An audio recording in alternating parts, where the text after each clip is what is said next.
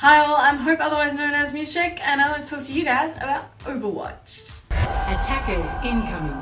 Prepare your defenses. Most of you probably already know about Overwatch. Most of you guys have probably already played Overwatch, be it in the open beta or they've purchased it and are playing it right now and not watching this video, but you're actually playing Overwatch.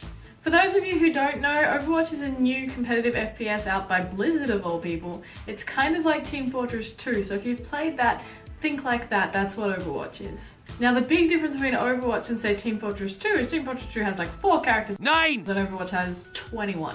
Now the reason I bring this up is because I think the characters in Overwatch are actually what makes it really good, but they may also be what makes it not so good. So on the upside to the characters in Overwatch, they're bright, they're charismatic, they look fantastic, there's a massive range of them. No matter what playstyle you want to play as, there will be a character there that matches it.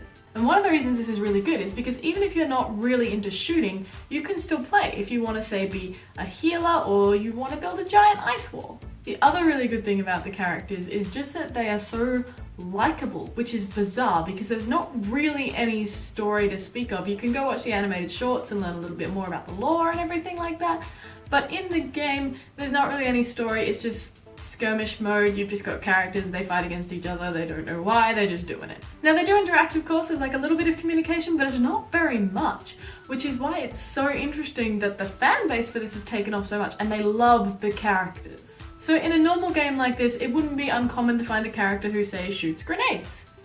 In Overwatch, the character that shoots grenades is also a peg-leg Australian who likes building traps and seems to very much enjoy blowing things up. Fire in the hole!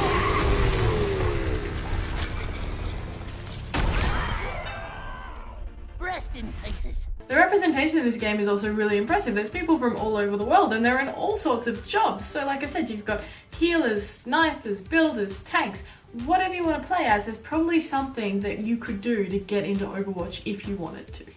However, this accessibility and range of characters is also what makes Overwatch incredibly daunting. I remember when I first logged into play, you start with a tutorial and it's like, okay, this is sprint, this is shoot, this is jump, I've got this.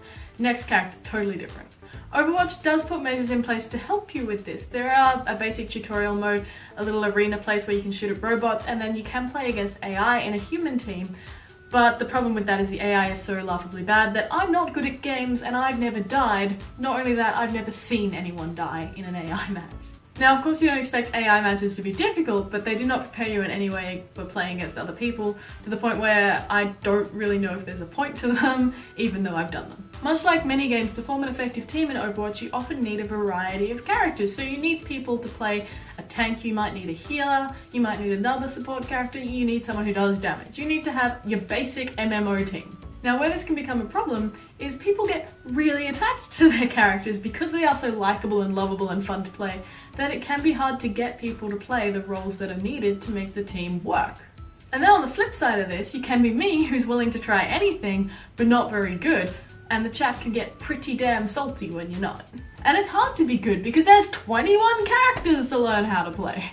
So I can see how logging into a game, seeing a roster of that many characters and having to pick one, and then maybe getting yelled at in the chat, can be pretty off-putting to some people. So on one side, the characters are beautiful, diverse, interesting, and fun to play, and on the other side, the characters are beautiful, diverse, interesting, and fun to play. Well, that's my main thought on Overwatch by Blizzard. Add me on this Blizzard ID because I don't have many friends and I would love to play with some more people.